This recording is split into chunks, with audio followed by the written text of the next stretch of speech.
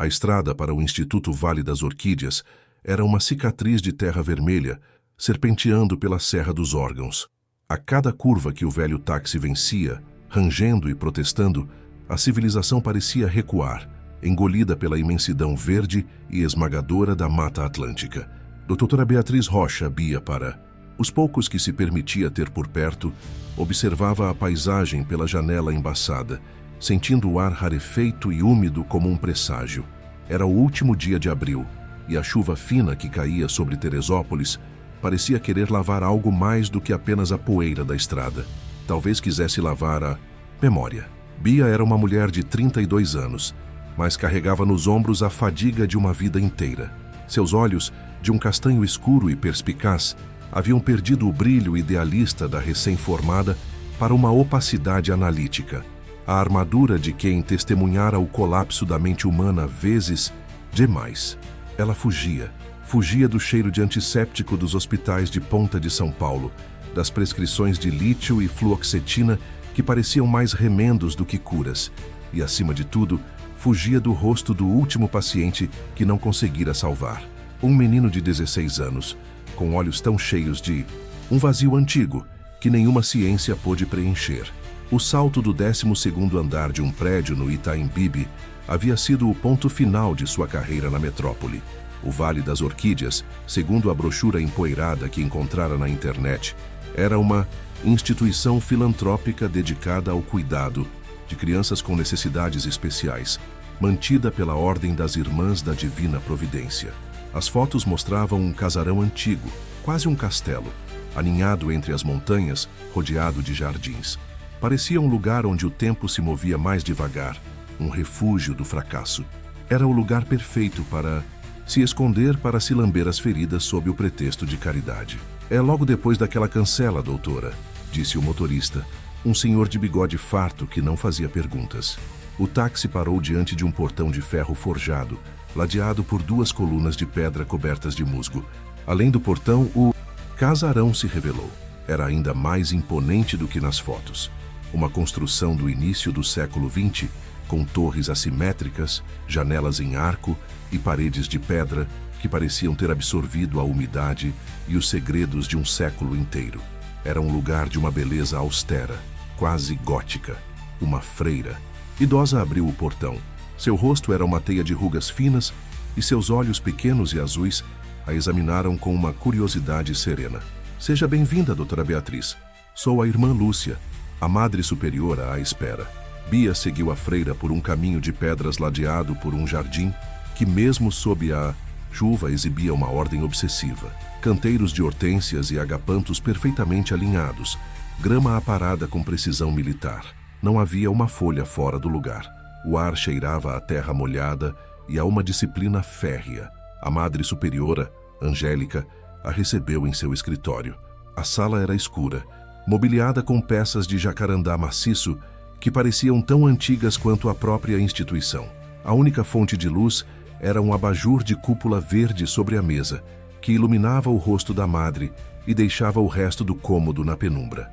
Madre Angélica era uma mulher alta, magra, de postura ereta, que não parecia ter mais de 60 anos. Seu rosto era angular, de uma beleza fria que o hábito negro apenas acentuava. Seus olhos, no entanto, eram a característica dominante. Eram de um cinza claro, penetrantes e desprovidos de qualquer calor. Doutora Rocha, disse ela, a voz tão nítida e sem inflexão quanto o som de uma tecla de piano. Agradeço por ter aceitado o nosso convite. O doutor Afonso, nosso médico residente, está se aposentando. Precisávamos de alguém com sua experiência. Bia sentiu o peso daquele olhar. Eu precisava de uma mudança de ares, madre. Acredito que o trabalho aqui será gratificante. O trabalho aqui é uma missão, corrigiu a madre sutilmente. Nossas crianças não são pacientes em um hospital convencional. São almas que Deus nos confiou. Cuidamos de seus corpos, sim, mas principalmente de seus espíritos. Nossa rotina é baseada em disciplina, oração e trabalho. A medicina moderna é uma ferramenta útil, mas não é a resposta para tudo. Havia um aviso implícito naquelas palavras, uma demarcação de território. Bia apenas assentiu. Ela não viera para travar batalhas ideológicas. A visita guiada pelo Instituto foi uma jornada a outro século. Os corredores eram longos e silenciosos, o chão de ladrilho hidráulico polido pelo passo de gerações de freiras. As paredes eram adornadas com crucifixos e imagens de santos com olhares melancólicos. As crianças, cerca de 30 delas, com idades e condições variadas, estavam em suas salas de aula e terapia. Bia viu meninos com síndrome de Down aprendendo a costurar, meninas em cadeiras de rodas pintando aquarelas. Havia uma atmosfera de calma, de rotina, mas era uma calma forçada, um silêncio que parecia mais ausência de som do que paz. No final da visita, Madre Angélica a levou aos Jardins dos Fundos. A chuva havia parado e um sol pálido se filtrava por entre as nuvens. O jardim era vasto, descendo em terraços pela encosta da montanha, e era ali que Bia a viu pela primeira vez. Em um dos terraços mais baixos, uma menina estava agachada, cuidando de um canteiro de rosas. Ela não devia ter mais de 10 anos, talvez 11. Tinha cabelos escuros, longos e lisos que caíam sobre seu rosto concentrado. Usava o mesmo uniforme simples que as outras crianças, um vestido de algodão azul. Mas havia algo nela que a destacava, uma quietude, uma autossuficiência. Suas mãos pequenas se moviam com uma perícia impressionante, podando um galho seco aqui, afofando a terra ali como se suas mãos e as plantas falassem uma língua secreta. Aquela é a Aurora, disse Madre Angélica, seguindo o olhar de Bia. A voz da madre, pela primeira vez, pareceu carregar uma inflexão diferente, uma mistura de orgulho e mais algo que Bia não conseguiu decifrar. É um de nossos casos mais particulares. Ela não fala.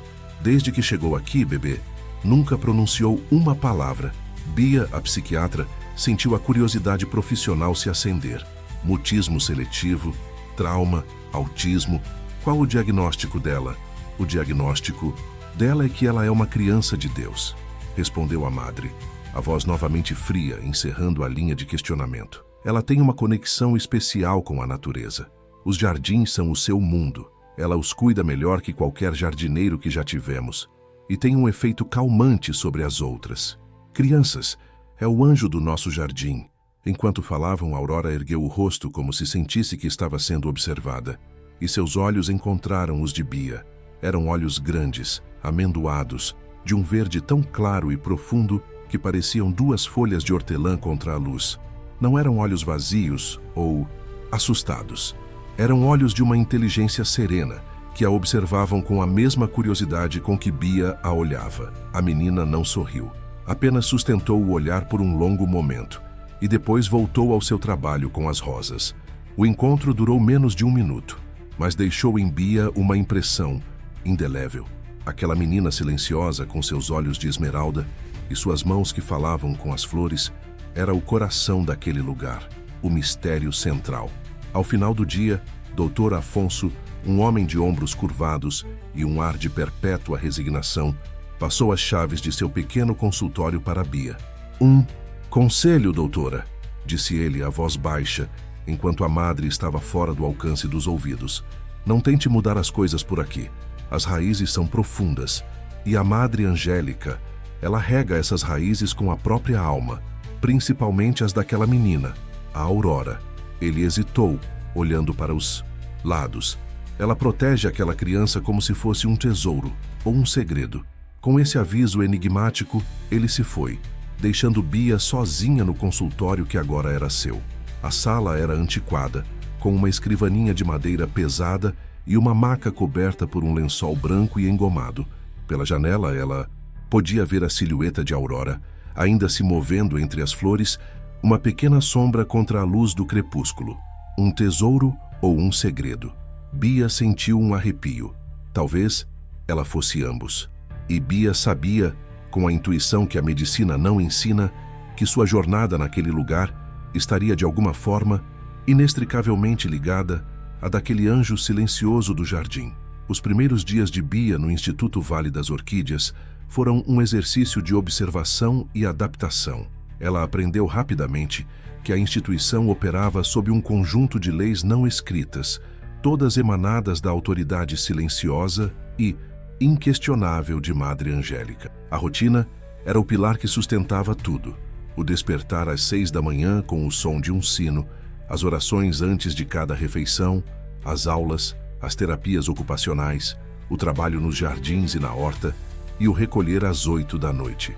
Era um universo de ordem, previsibilidade e uma supressão quase total de qualquer espontaneidade. Bia tentou introduzir pequenas mudanças, sugeriu sessões de terapia em grupo, a criação de um espaço de expressão mais livre para as crianças, mas suas ideias eram recebidas pela madre com uma polidez gélida, que era em si uma forma de veto. Agradeço sua iniciativa, doutora, mas nossas crianças prosperam com a estrutura. O caos é o inimigo de suas mentes frágeis. Frustrada, Bia decidiu focar em seu trabalho individual com os pacientes. E seu foco principal, a força gravitacional de sua curiosidade, era Aurora. O prontuário da menina era uma folha quase em branco, nascida em 14 de fevereiro, 11 anos atrás, deixada no portão do instituto com dias de vida, sem nome de pai ou mãe, sem histórico médico. A palavra órfã estava carimbada em vermelho no topo da página. Era uma história oficial tão limpa que parecia falsa. Bia começou a passar tempo com Aurora, não no consultório estéril que a menina claramente detestava, mas em seu habitat natural, os jardins. No início, Bia apenas observava de longe. Aurora parecia ter um mapa dos jardins em sua mente. Sabia exatamente qual planta precisava de mais, só qual canteiro precisava de mais água. Ela se comunicava com o ambiente de uma forma que transcendia as palavras. Quando uma das crianças mais novas, um menino com paralisia cerebral chamado Pedro, tinha uma crise de choro, era Aurora quem se aproximava. Ela não dizia nada, apenas pegava uma flor de camomila, esfregava entre os dedos e levava ao nariz do menino. O aroma e a presença calma de Aurora pareciam ter um efeito quase mágico, acalmando Pedro instantaneamente. Aos poucos, Bia começou a se aproximar. Trazia um livro, sentava-se em um banco perto do canteiro, onde Aurora estava, trabalhando. Não falava, apenas estava presente. Aurora a ignorava a princípio, mas depois de alguns dias, Bia notou que a menina deixava as flores mais bonitas que colhia sobre o banco perto dela antes de ir embora. Era um diálogo, uma oferta de paz. Um dia, Bia decidiu tentar uma abordagem diferente. Em vez de um livro, ela levou um bloco de desenho e lápis de cor. Sentou-se e começou a desenhar uma das rosas do jardim de forma desajeitada. Aurora, que estava capinando um canteiro próximo, parou o que estava fazendo e a observou, a cabeça inclinada. Bia, sem dizer uma palavra, empurrou o bloco e os lápis na direção dela. Aurora hesitou. Seus olhos verdes examinaram o rosto de Bia, procurando por uma armadilha, uma expectativa. Bia apenas sorriu, um sorriso pequeno e genuíno. A menina se aproximou lentamente, pegou um lápis verde e, com uma delicadeza impressionante, começou a desenhar. Ela não desenhou a rosa, desenhou a estrutura da planta, as raízes se espalhando sob a terra, os veios nas folhas, os espinhos no caule. Era um desenho de uma precisão quase botânica, mas também de uma beleza extraordinária. Era a anatomia da flor, a sua essência. Bia ficou sem fôlego. Aquela menina não era apenas uma jardineira talentosa. Ela era uma observadora brilhante. Sua mente, embora silenciosa, era incrivelmente complexa e analítica. Isso é lindo, Aurora, Bia sussurrou. Ao ouvir a voz, Aurora parou, como se tivesse sido pega em flagrante. Largou o lápis, fechou o bloco e se afastou voltando para o seu trabalho, deixando para trás apenas o desenho como prova daquela breve e intensa conexão. Bia começou a usar o desenho como sua principal ferramenta terapêutica. A cada dia, ela trazia o bloco, e a cada dia, Aurora desenhava. Desenhava os insetos que visitavam as flores, o ciclo da água, os padrões que as nuvens formavam no céu. Era a sua forma de explicar o mundo, de colocar ordem no caos. E em seus desenhos, Bia via uma inteligência e uma sensibilidade que contradiziam completamente a imagem de uma criança especial e limitada. Madre Angélica observava aquelas interações com uma aprovação relutante. É bom que a menina tenha uma atividade, disse ela a Bia em uma de suas raras conversas. Mas não crie falsas esperanças, doutora. A condição dela é permanente. O silêncio é o seu refúgio. Tentar arrancá-la de lá seria uma crueldade. Eu não estou tentando arrancá-la, madre. Estou tentando entender a linguagem dela, respondeu Bia. A tensão entre as duas mulheres era um subtexto constante, mas havia uma aliada inesperada para Bia dentro dos muros do convento. Irmã Cecília, uma freira mais jovem, de rosto redondo e olhos que ainda brilhavam com uma bondade não calejada. Cecília era a responsável pela enfermaria e muitas vezes pedia a ajuda de Bia. A madre tem um carinho especial pela Aurora, disse Cecília, em voz baixa, enquanto organizavam o estoque de medicamentos. Ela mesma a criou, desde que era um bebê. Não deixa nenhuma das outras irmãs cuidar dela. Diz que a menina é frágil. Ela não me parece frágil, irmã. Parece forte e incrivelmente inteligente. Cecília suspirou, olhando para a porta para se certificar de que estavam sozinhas. Houve uma grande tristeza neste lugar, muitos anos atrás. Antes de eu chegar, as irmãs mais velhas não falam sobre isso, mas foi na época em que Aurora nasceu. Dizem que a madre nunca mais foi a mesma depois daquilo. Uma grande tristeza. A frase ecoou na mente de Bia. O que teria acontecido? Estaria ligado à chegada de Aurora? A curiosidade de Bia a levou a um lugar que era considerado o santuário sagrado da Madre Angélica. Uma antiga estufa de vidro nos fundos da propriedade que todos chamavam de orquidário. Era o único lugar onde as crianças eram estritamente proibidas de entrar. A madre o mantinha trancado e apenas ela tinha a chave. Uma tarde, Bia viu a madre entrar no orquidário. Movida por um impulso, ela se aproximou e espiou por uma vidraça empoeirada. O interior era um paraíso úmido e exótico. Centenas de orquídeas de todas as formas e cores pendiam de vasos, troncos e treliças. E no centro da estufa, Madre Angélica estava parada, de costas para a porta. Ela não estava regando ou cuidando das plantas. Apenas olhava para uma orquídea específica, uma variedade de um branco puríssimo, com um delicado tom de rosa no centro. Seu corpo, normalmente tão rígido, parecia relaxado, e seus ombros sacudiam levemente, como se ela estivesse chorando, em silêncio. Bia recuou sentindo-se uma intrusa. Havia uma história naquele lugar, uma dor que a madre guardava sob 7 chaves. Alguns dias depois, durante uma de suas sessões de desenho, Bia desenhou uma orquídea de memória. Quando Aurora viu o desenho, sua reação foi imediata e alarmante. Ela pegou o bloco, os olhos arregalados de um pânico que Bia nunca vira. Com o lápis preto, ela rabiscou o desenho da orquídea com uma fúria desesperada, cobrindo a flor de escuridão até que o papel se rasgasse. Depois, se encolheu no chão, abraçando os joelhos, o corpo tremendo, emitindo um som baixo e gutural, o mais próximo de uma palavra que Bia já a ouvira produzir. Bia se ajoelhou ao lado dela, o coração acelerado. Tocou o ombro da menina. Aurora, o que foi? É só uma flor. Mas não era só uma flor. Bia entendeu naquele momento. O orquidário não era apenas um hobby da madre, era o epicentro do trauma de Aurora. A chave para o seu silêncio e a porta para aquele lugar estava trancada. A reação de Aurora ao desenho da orquídea deixou Bia profundamente perturbada. A menina, que normalmente era a personificação da serenidade, havia se transformado em uma pequena criatura de pânico. Nos doces dias que se seguiram, ela se tornou mais reclusa, evitando até mesmo os jardins. Passava a maior parte do tempo em seu quarto, sentada na janela, olhando para a mata que cercava o instituto. As sessões de desenho foram interrompidas.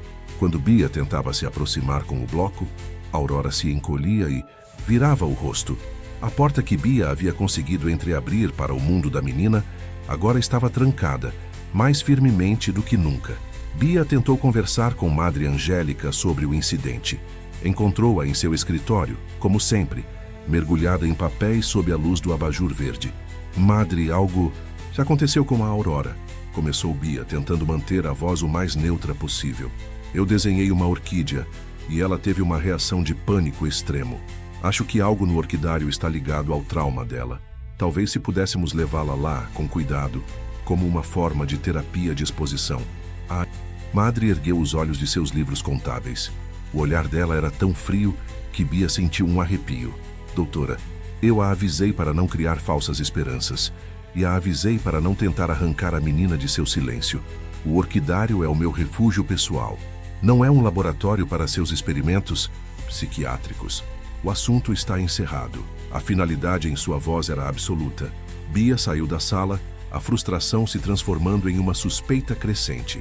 A madre não estava apenas protegendo a menina, estava escondendo alguma coisa. O orquidário não era um santuário, era a cena de um crime. E a madre a guardiã do segredo. A mudança no comportamento de Aurora não passou despercebida pelas outras crianças. Elas sentiam falta de sua presença calmante. O pequeno Pedro, que Aurora costumava acalmar com flores, estava mais agitado. Um clima de desequilíbrio sutil se instalou no instituto. Foi, em uma tarde de sábado, quase 2 semanas após o incidente, que a catástrofe aconteceu.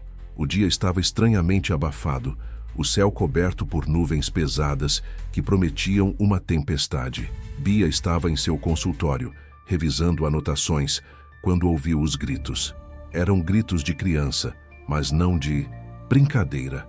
Eram gritos de pânico. Ela correu para fora. O pátio principal estava em caos. As crianças corriam, apontando para os fundos da propriedade na direção do orquidário.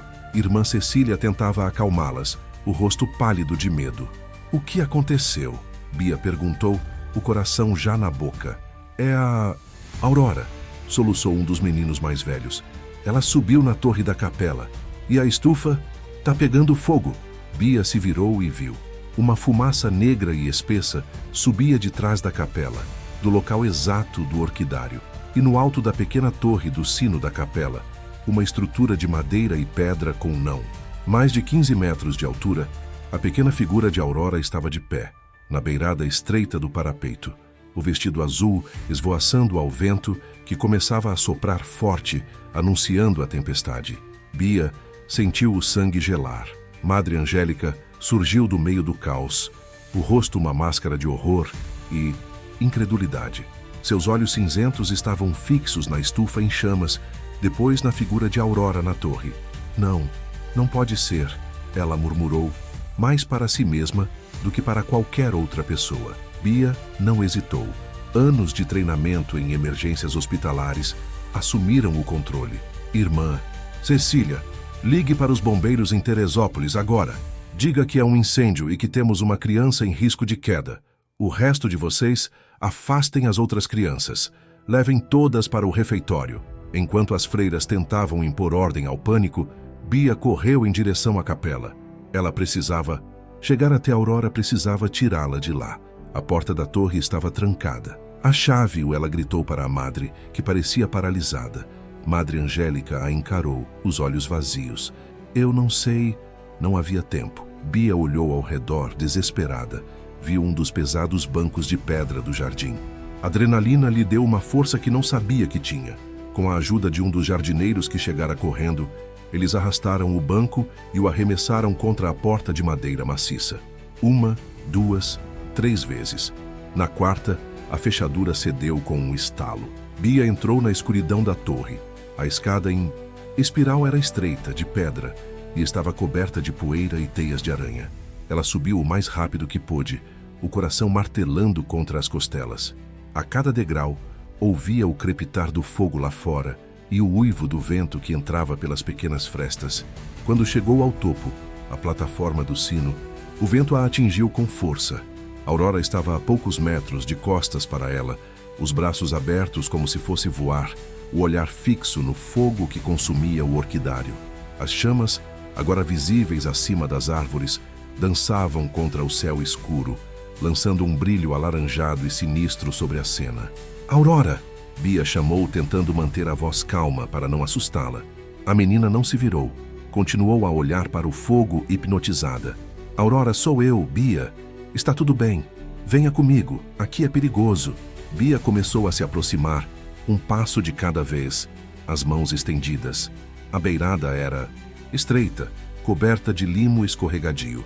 Um passo em falso, e seria o fim para ambas. "Eu sei que você está com medo, meu bem. Eu também estou. Mas nós vamos descer juntas, ok? Segure a minha mão." Aurora finalmente se virou. Seu rosto estava manchado de fuligem. e em seus olhos verdes não havia medo. Havia uma expressão que Bia não conseguiu decifrar. Uma calma estranha, uma resolução. E pela primeira vez, Bia viu lágrimas escorrendo pelo rosto silencioso da menina.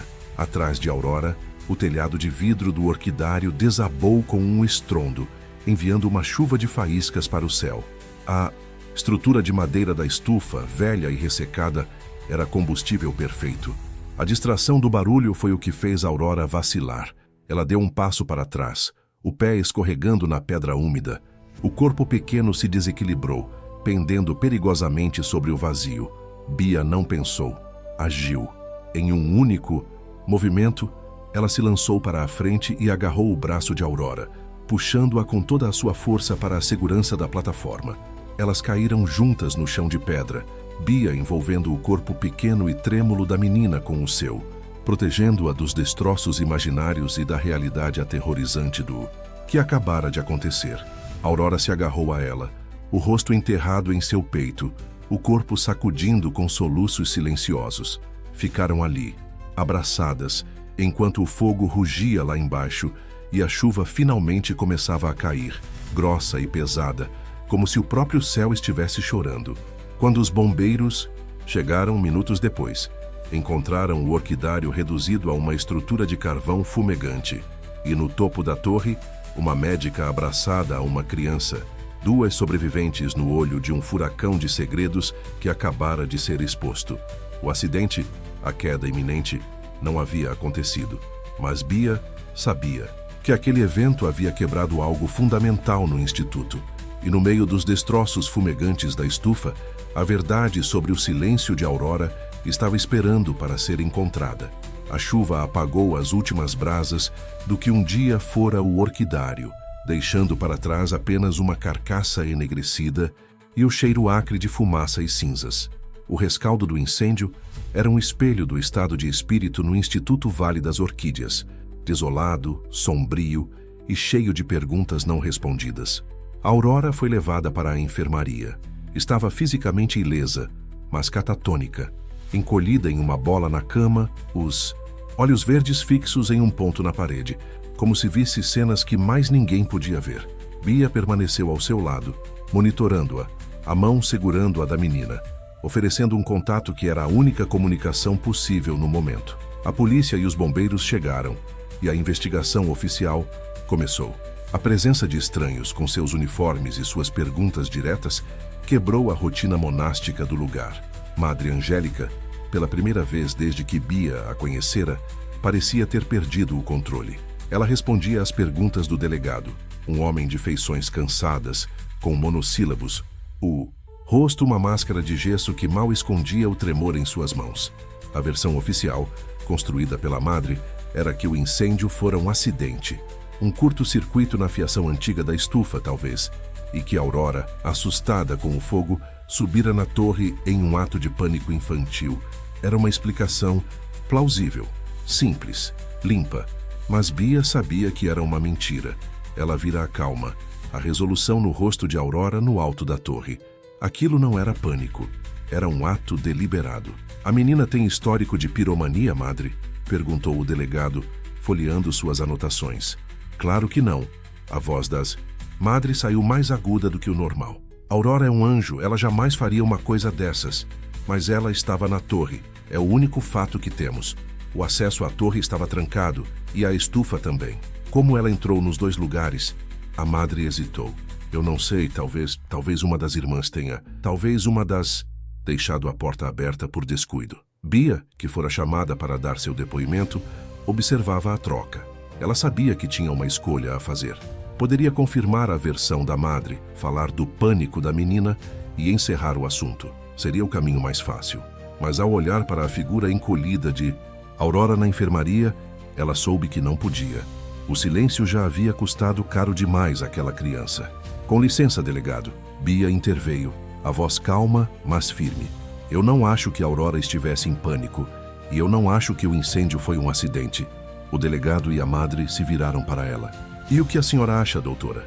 Perguntou o delegado, o interesse se acendendo em seus olhos. Eu acho que Aurora estava tentando nos dizer alguma coisa. A única forma que ela conhece. Ela não fala com palavras. Ela fala com atos. E este foi um ato de desespero e de coragem. Bia respirou fundo. Eu acho que a resposta para o que aconteceu aqui não está na fiação elétrica, mas sim no passado desta instituição, no motivo pelo qual aquele orquidário era mantido trancado. O olhar que Madre Angélica lhe lançou era de puro ódio, uma promessa silenciosa de retaliação. Mas o delegado pareceu intrigado. Continue, doutora. A Aurora tem um trauma profundo ligado àquele lugar. Eu testemunhei uma reação de pânico nela semanas atrás, apenas por ver o desenho de uma orquídea. Acredito que, se investigarmos a história daquele orquidário, a história da chegada de Aurora a este instituto, encontraremos a verdadeira causa deste incêndio. A semente da dúvida oficial estava plantada. O delegado, um homem que já vira o suficiente na vida para saber que as coisas raramente são o que parecem, concordou em ampliar a investigação. Naquela noite, sentindo que a janela de oportunidade estava se fechando, Bia tomou uma decisão arriscada. Ela precisava de acesso aos arquivos antigos do Instituto, os mesmos que a madre guardava às 7 chaves. A verdade sobre Aurora, ela sentia, estava enterrada em papel e poeira. Ela esperou até que o silêncio da madrugada caísse sobre o Instituto. Com uma pequena lanterna de bolso e um grampo de cabelo que pegara em sua caixa de primeiros socorros, uma habilidade que não se orgulhava de ter aprendido com um paciente delinquente em seus tempos de residência, ela se dirigiu ao corredor que levava à ala administrativa. A sala de arquivos era protegida por uma fechadura antiga que cedeu ao grampo com mais facilidade do que Bia esperava. Ela entrou, fechando a porta suavemente atrás de si. O cheiro de papel velho e mofo era denso. As paredes eram forradas de armários de aço, com etiquetas amareladas indicando os anos. Ela procurou pela sessão de 11 e 12 anos atrás, a época da chegada de Aurora. A gaveta estava quase vazia. Havia apenas a ficha de admissão que ela já conhecia. Mas no fundo da gaveta, caída por trás das outras pastas, ela encontrou outra coisa. Uma pasta fina de uma cor diferente, sem etiqueta. Seu coração acelerou. Ela abriu. Dentro não havia uma ficha de paciente, mas de uma funcionária. O nome era Lúcia Pereira. A data de admissão como ajudante de jardinagem era de 12 anos atrás. E a data de demissão, 6 meses depois. A causa da demissão, abandono de posto. Atrás da ficha de Lúcia, havia um envelope. Dentro, uma única fotografia desbotada pelo tempo. A foto mostrava uma jovem de sorriso tímido e olhos assustados. Lúcia. E ela estava em frente ao orquidário, que na foto parecia novo e bem cuidado. Mas não era a imagem de Lúcia que fez o sangue de Bia gelar. Era o homem ao lado dela. Ele era mais velho, com cabelos grisalhos e um rosto que exalava poder e riqueza. Usava um terno caro e tinha um braço possessivamente ao redor da cintura de Lúcia. E ele era inconfundível.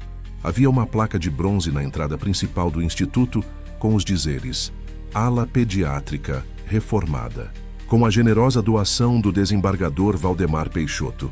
O homem na foto era o principal benfeitor do instituto. Bia sentiu o chão sumir. Uma jovem funcionária, o poderoso benfeitor, uma demissão por abandono e uma criança órfã que chega ao instituto na mesma época. As peças do quebra-cabeça começaram a se encaixar, formando uma imagem horrível. Ela continuou a procurar. Se Aurora era filha de Lúcia, deveria haver um registro de nascimento em algum lugar. Vasculhou os arquivos da enfermaria daquela época. Encontrou um livro de registros antigo. Folheou as páginas amareladas, a caligrafia das freiras descrevendo os males das crianças. E então ela encontrou uma entrada com a data de quase 11 anos atrás. A caligrafia era da irmã Cecília, que na época era uma noviça. A nota dizia: R$ 23. Lúcia P. deu entrada com hemorragia grave pós-parto.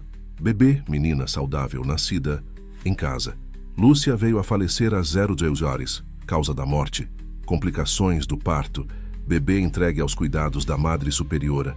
Requisição de atestado de óbito para a mãe e encaminhamento do bebê para a adoção. Abaixo da nota havia outra, com a caligrafia trêmula de Cecília, adicionada posteriormente. Corrigenda.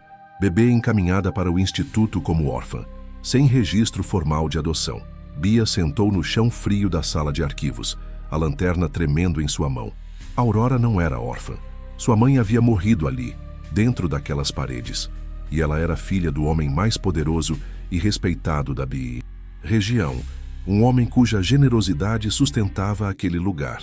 E a Madre Angélica sabia. Ela havia encoberto tudo, transformado um escândalo em potencial em um ato de caridade, acolhendo a órfã que ela mesma criara. Bia agora entendia o silêncio de Aurora. A menina não tinha um trauma genérico, tinha uma história. Uma história de perda, de segredo, de poder. O orquidário talvez fosse o último lugar onde sua mãe fora feliz. Talvez fosse o lugar onde o desembargador e a jovem jardineira se encontravam.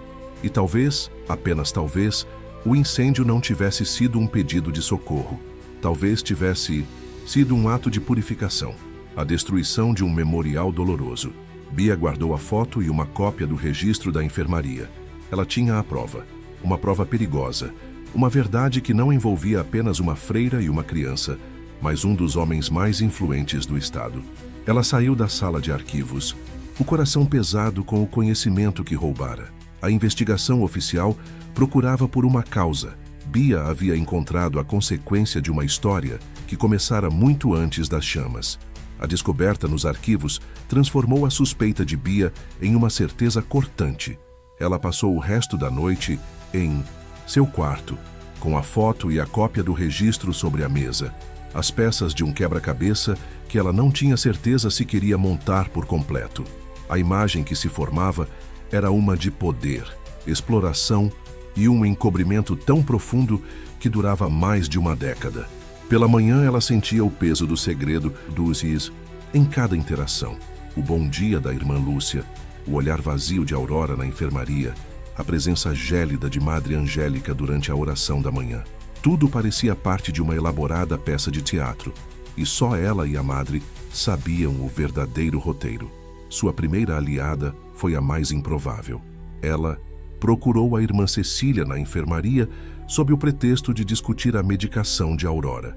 A freira mais jovem parecia exausta, os olhos vermelhos de preocupação e falta de sono. Ela ainda não reagiu, disse Cecília, olhando para a cama onde Aurora permanecia encolhida. É como se tivesse se apagado. Bia fechou a porta da enfermaria. Irmã, eu preciso que seja honesta comigo. A senhora estava aqui quando a Aurora chegou, não estava? Cecília ficou pálida, os olhos se arregalando de medo. Eu era uma noviça. Não me lembro de muita coisa. Bia pegou a cópia do registro do livro. Já antigo. Eu encontrei isso nos arquivos. A caligrafia é sua. Cecília olhou para o papel, as mãos tremendo. As palavras que ela mesma escrevera 11 anos antes a encaravam como fantasmas. O registro da morte de Lúcia Pereira, a menção ao bebê. Eu não podia fazer nada, ela sussurrou, as lágrimas brotando. A Madre Angélica me fez escrever. Disse que era para o bem de todos, que a menina estaria mais segura aqui, como uma órfã, do que lá fora, como o erro de um homem importante. Um homem importante? Pressionou Bia. O desembargador Peixoto? Cecília apenas assentiu, os soluços agora abertos. Ele era o pai. Lúcia me contou antes de morrer. Eles se amavam. Ele prometeu que largaria a esposa, que a assumiria. O orquidário era o lugar deles. Ele a encheu de promessas. Mas quando ela engravidou, ele mudou. Ficou com medo do escândalo. A esposa dele é de uma família tradicional, poderosa. A carreira dele estaria acabada. A história tão comum e tão trágica se desenrolou na pequena enfermaria. Lúcia, abandonada e grávida, se recusou a tirar o bebê. Valdemar Peixoto, então, usou seu poder. Fez um acordo com Madre Angélica, sua amiga de longa data e confidente. Ele financiaria o instituto generosamente, garantindo sua sobrevivência. E, em troca, a Madre cuidaria do problema. E a morte da Lúcia? Bia perguntou a voz baixa. Foi mesmo complicação do parto? Cecília hesitou, o rosto contorcido de uma culpa antiga. Ela chegou aqui sangrando muito. O parto em casa tinha sido difícil, mas nós não tínhamos os recursos. A ambulância para Teresópolis, a Madre disse que demoraria demais. Disse que deveríamos fazer o que pudéssemos aqui. Talvez se tivéssemos tentado, eu não sei. A dúvida em sua voz era uma confissão. A morte de Lúcia não fora inevitável, fora conveniente. A madre fez tudo para proteger o desembargador, continuou Cecília. Ela criou a história da órfã, escondeu qualquer vestígio de Lúcia.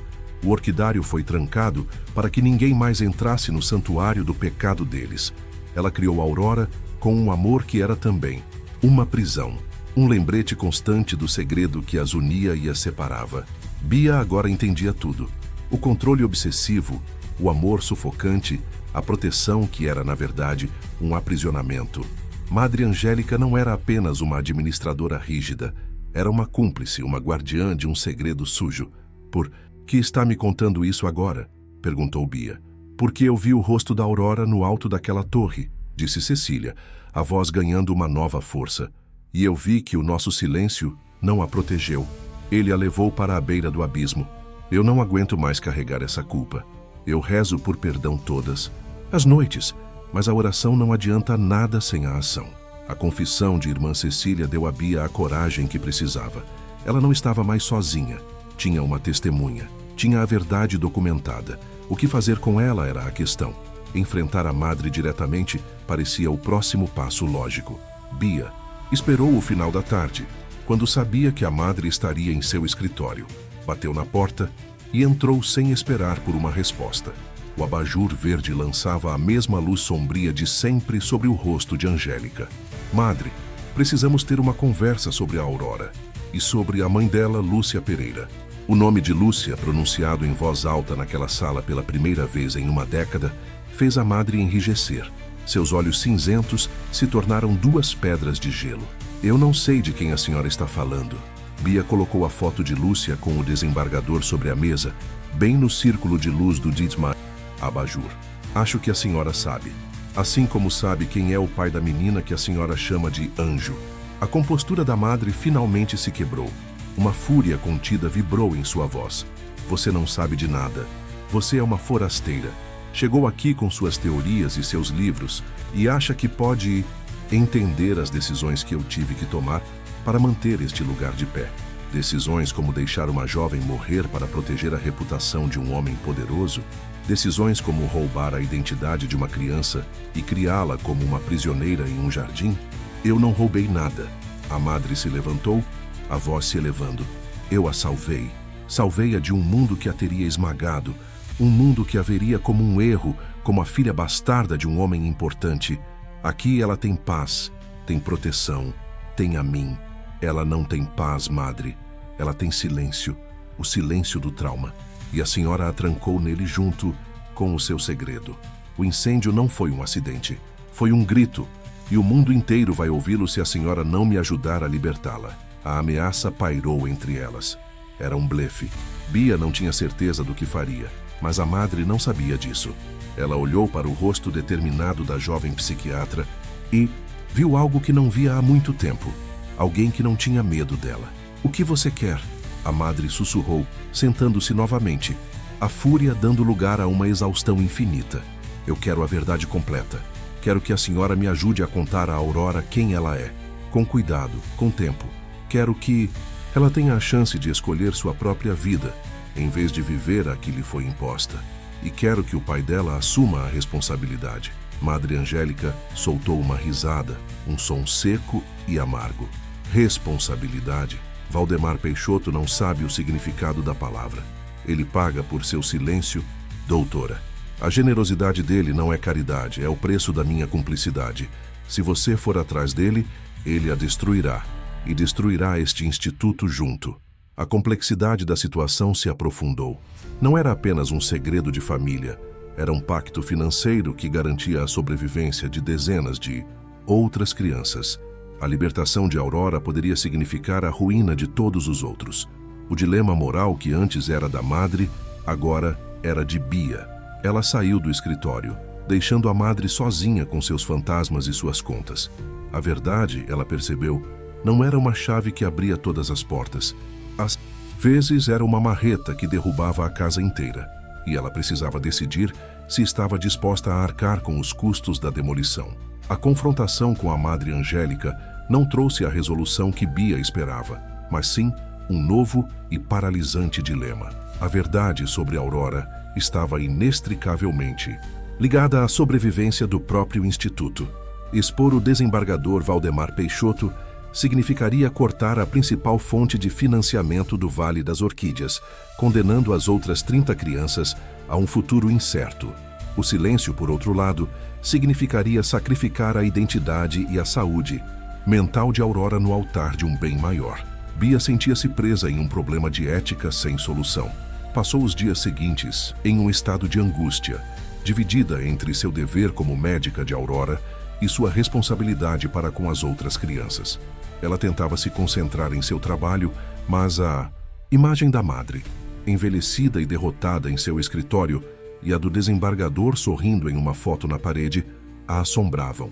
A chave, ela decidiu, não estava mais em confrontar a madre, que era tão prisioneira do pacto quanto Aurora.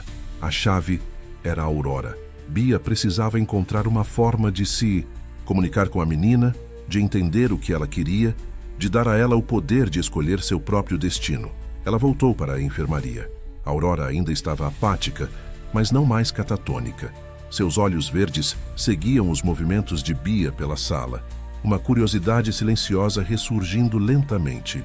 Bia sentou-se ao lado da cama, não com o bloco de desenho, mas com um pequeno vaso contendo uma muda de orquídea branca, a mesma variedade que vira no orquidário em chamas. Ela a comprara em uma floricultura em Teresópolis, em uma de suas raras idas à cidade. Colocou o vaso na mesinha de cabeceira. Aurora olhou para a flor e seu corpo enrijeceu. O pânico de antes estava lá, mas era mais contido. Eu sei que esta flor te assusta, disse Bia, a voz suave. Mas as flores não têm culpa das coisas que os homens fazem perto delas. Ela é só uma planta, e ela precisa de ajuda para viver. Bia deixou o vaso ali e se afastou. Por 2 dias a orquídea permaneceu intocada. Na terceira manhã, quando Bia entrou na enfermaria, encontrou Aurora sentada na cama, o vaso em seu colo. Com os dedos delicados, ela limpava as folhas da planta, ajeitava a terra, um gesto de cuidado que era também um ato de reconciliação. Pela primeira vez desde o incêndio, um pequeno e frágil sorriso tocou os lábios da menina. Foi a abertura que Bia precisava. Ela começou a trazer outras plantas para a enfermaria, transformando o quarto estéril em um pequeno jardim, e através das plantas, elas recomeçaram seu diálogo. Bia falava sobre o ciclo da vida, sobre como as sementes precisam do escuro para germinar, sobre como as cicatrizes em uma árvore contam sua história, mas não a impedem de crescer em direção à luz. E Aurora ouvia, os olhos atentos, respondendo com gestos, apontando para uma folha nova para um botão, prestes a desabrochar. Enquanto a conexão com Aurora se refazia, Bia sabia que precisava entender o outro lado da equação. O desembargador Valdemar Peixoto. Quem era o homem por trás do benfeitor? Ela mergulhou em pesquisas na internet. Peixoto era uma figura pública, um homem da lei, conhecido por sua retórica sobre a importância da família e dos valores tradicionais. Sua biografia oficial mencionava sua esposa, de uma família proeminente do Rio, e seu único filho, Valdemar Filho, tragicamente falecido em um acidente de carro na juventude. Não havia menção a Lúcia Pereira, nem a uma filha, bastarda. Sua imagem era impecável, polida, uma fortaleza de respeitabilidade. Bia sentiu uma onda de repulsa. A hipocrisia era sufocante. Aquele homem, que discursava sobre moralidade, havia abandonado a própria filha e financiado um esquema de silêncio por mais de uma década. A decisão de Bia amadureceu lentamente, forjada na raiva e na compaixão. Ela não podia mais ser uma espectadora passiva. Ela não iria à imprensa, nem à polícia. Isso causaria o escândalo que a madre tanto temia e que prejudicaria as outras crianças. Sua abordagem seria, como em uma cirurgia, direta, precisa e focada, no centro do problema. Ela iria confrontar o desembargador. Preparou-se como se fosse para uma batalha. Reuniu suas provas, a foto, o registro da enfermaria, o testemunho de irmã Cecília, que ela gravara discretamente em seu celular, e sua arma mais poderosa, um dos desenhos de Aurora, o da orquídea, rabiscado de preto, o papel rasgado pela força do lápis. Era o retrato do trauma. Conseguir uma audiência com o desembargador Peixoto foi o primeiro obstáculo. Ele era um homem blindado por secretárias e assessores.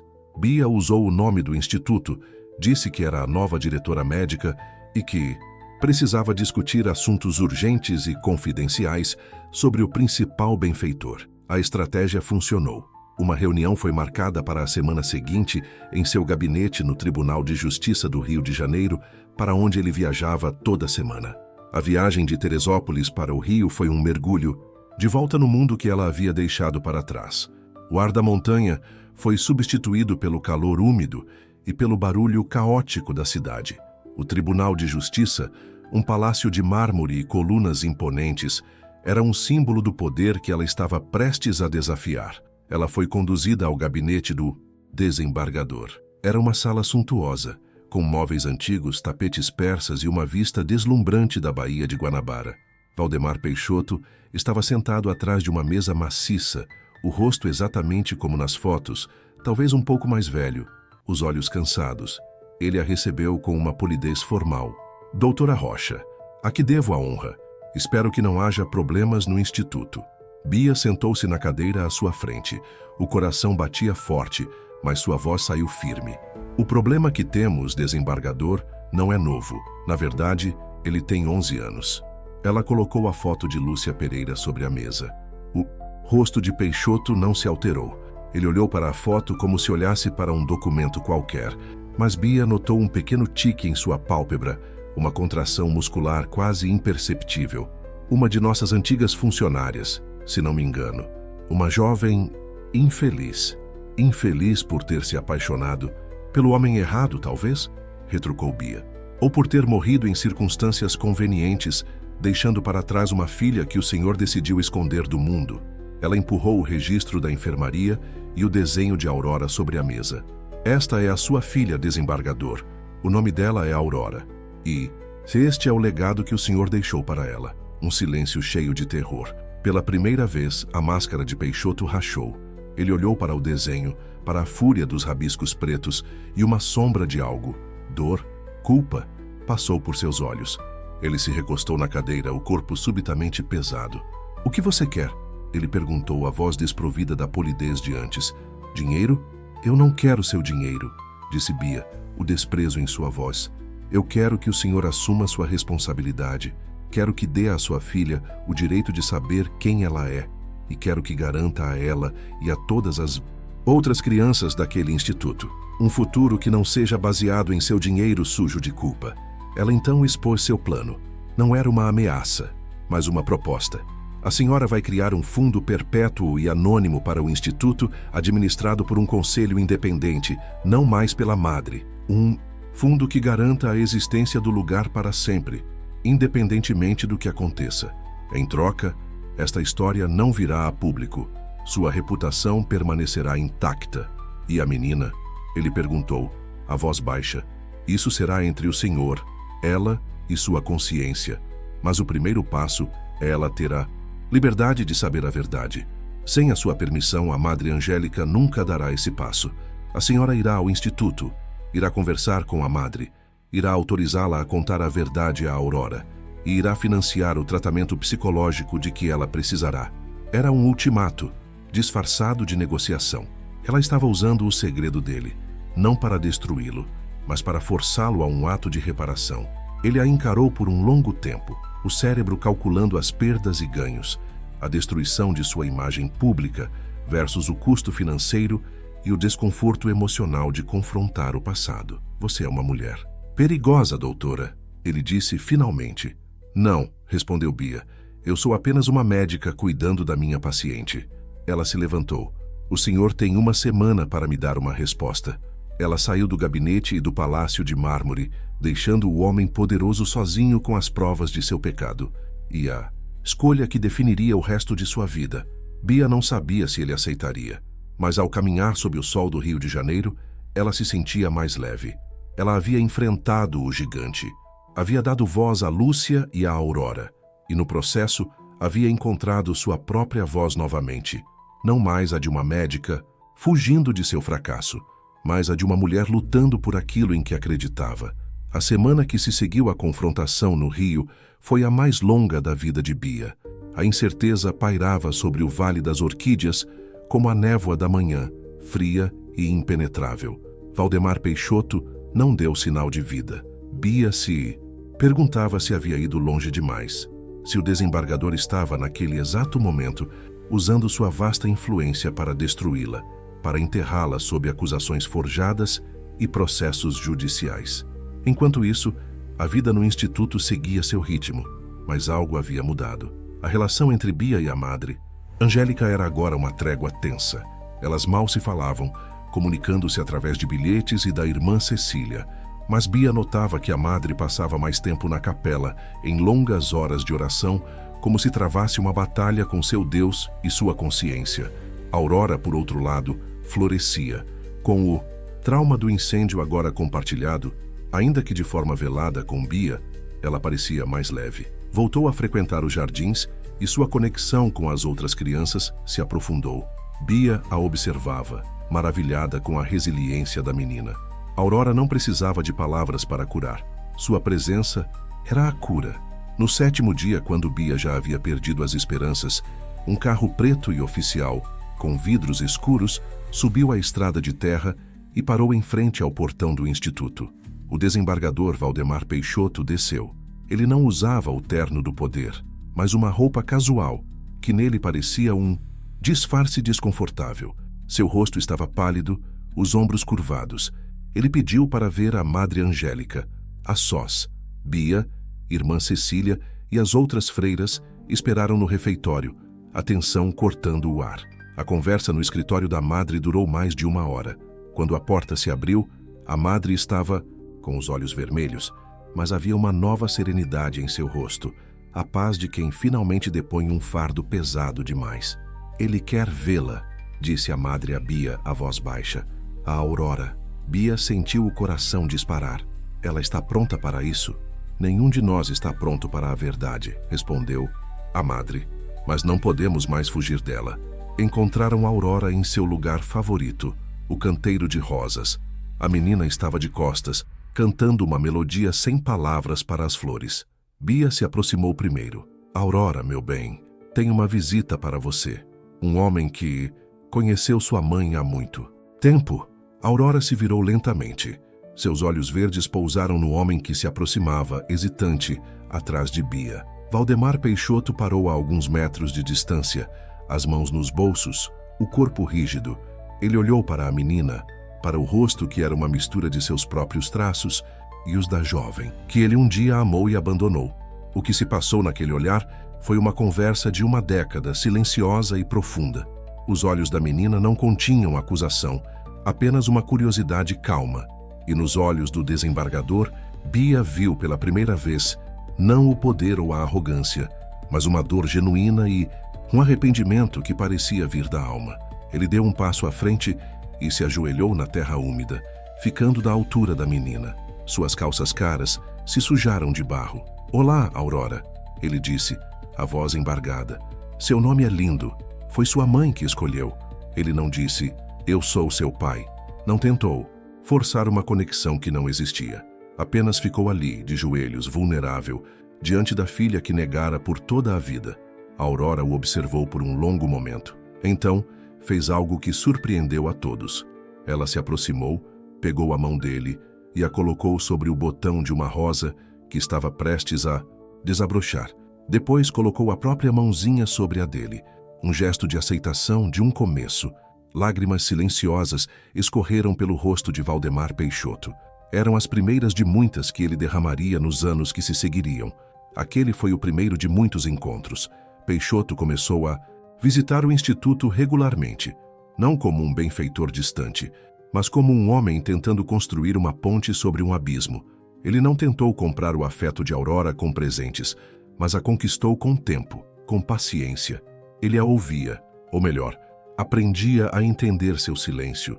Trazia livros sobre botânica, sentava-se com ela nos jardins por horas, apenas observando-a trabalhar. Fiel à sua palavra, ele criou a Fundação Lúcia Pereira, um fundo perpétuo que não apenas garantia o futuro do Instituto, mas também financiava a educação de jovens de comunidades carentes de Teresópolis.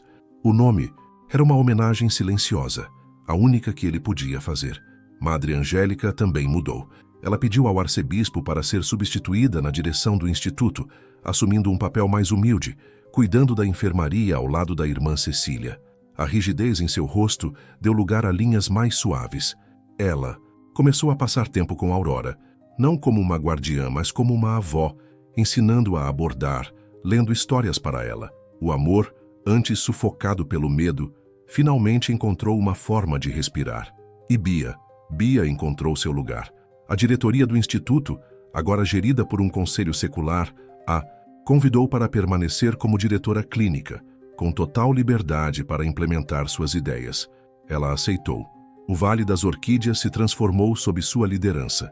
Deixou de ser um lugar de silêncio e contenção para se tornar um centro vibrante de terapia e expressão. A arte-terapia, a musicoterapia, a jardinagem terapêutica, tudo floresceu. Aurora nunca chegou a falar como as outras crianças, mas ela encontrou sua voz, através de seus jardins, que se tornaram famosos na região, e de seus desenhos, que foram expostos em uma pequena galeria em Teresópolis. Sua arte contava sua história, uma história de resiliência e da beleza que pode nascer até mesmo do solo mais ferido. Ela se tornou a prova viva de que a superação não significa apagar o passado, mas integrá-lo, transformá-lo em algo que nutre o futuro. Bia não curou Aurora. Elas se curaram mutuamente. A menina, silenciosa, ensinou à médica que nem todo caos é destrutivo e que as respostas mais importantes não estão nos livros, mas na terra, no ciclo das estações, na paciência de uma semente que espera a hora certa para brotar. E a médica deu à menina a ferramenta mais importante de todas, a liberdade de ser quem ela era. O reencontro final não foi com um pai ou uma família perdida. Foi o reencontro de Aurora consigo mesma. 3 anos depois, o sol de uma tarde de primavera iluminava o Vale das Orquídeas e o ar estava impregnado com o perfume de 1000 flores. O instituto não era mais um lugar de silêncio, mas de risos. Crianças corriam pelos gramados. A música de uma aula de flauta flutuava de uma das salas e um grupo de visitantes caminhava pelos famosos jardins terapêuticos. Bia Rocha, agora com 35 anos e uma serenidade que parecia emanar dela, guiava o grupo. Ela não era mais a médica fugitiva de São Paulo. Era a diretora de um projeto que se tornara referência nacional no tratamento humanizado de crianças. E este, disse ela, parando em frente a uma estufa de vidro nova e reluzente, é o coração do nosso programa de jardinagem, o Orquidário Lúcia Pereira. O novo orquidário, construído no mesmo local do antigo, era um espaço de luz e vida. Dentro dele, uma jovem de 14 anos, alta e esguia, com longos cabelos escuros e olhos verdes brilhantes, ensinava um grupo de crianças menores a replantar uma muda de orquídea. Era a Aurora. Ela se movia com uma graça e uma confiança que a transformavam. O silêncio ainda era sua linguagem principal, mas agora era um silêncio eloquente, cheio de paz. Ela se comunicava com as outras crianças através de gestos, de olhares, de um toque gentil, e elas a entendiam perfeitamente. Um homem mais velho, de cabelos grisalhos e roupas simples, observava a cena de um canto, um pequeno sorriso nos lábios. Era Valdemar Peixoto. Suas visitas semanais haviam se tornado o pilar de sua nova vida. Ele não era mais o desembargador todo-poderoso, mas o avô de Aurora, um papel que desempenhava com uma humildade que o redimia lentamente. Ao seu lado estava a Madre Angélica, agora apenas Irmã Angélica. A idade parecia tê-la suavizado, e o amor que antes ela guardava como um segredo, agora era expresso em um olhar de pura admiração por sua neta. O grupo de visitantes aplaudiu quando Aurora terminou sua pequena demonstração. Ela não corou nem se encolheu, apenas assentiu, um gesto de reconhecimento, e pegou a mão do pequeno Pedro, que estava ao seu lado em sua cadeira de rodas, e o guiou para ver uma orquídea rara que acabara de florescer. Bia observava a cena, o coração transbordando de uma emoção que era uma mistura de orgulho, alegria e gratidão. A superação, ela pensava, não era um destino final, mas um processo, um florescer constante. Cada um deles, a seu modo, havia encontrado um caminho para fora da escuridão. Naquela tarde, depois que os visitantes foram embora, Bia, Aurora, Valdemar e Angélica sentaram-se em um banco no jardim, sob a sombra de um ipê amarelo. Aurora tirou de uma pequena bolsa um bloco de desenho. Nele havia um novo retrato. Não era um rosto, mas 4. O dela, o de Bia, o de sua avó e o de seu avô. Estavam todos juntos, sorrindo, e ao redor deles não havia rabiscos de escuridão, mas um emaranhado de flores, de folhas e de raízes. As raízes que os conectavam, não pelo segredo e pela dor, mas pela história que haviam escolhido construir juntos.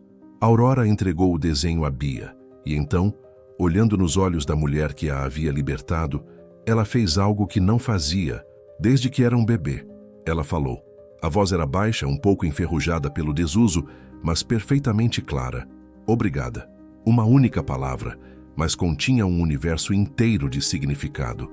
Era a prova de que até mesmo no silêncio mais profundo, a esperança pode encontrar uma forma de germinar. E que os jardins mais bonitos são muitas vezes aqueles que florescem sobre as cinzas. A memória, Bia concluiu, não precisava ser esquecida, precisava ser replantada, e eles haviam finalmente encontrado o solo certo para isso.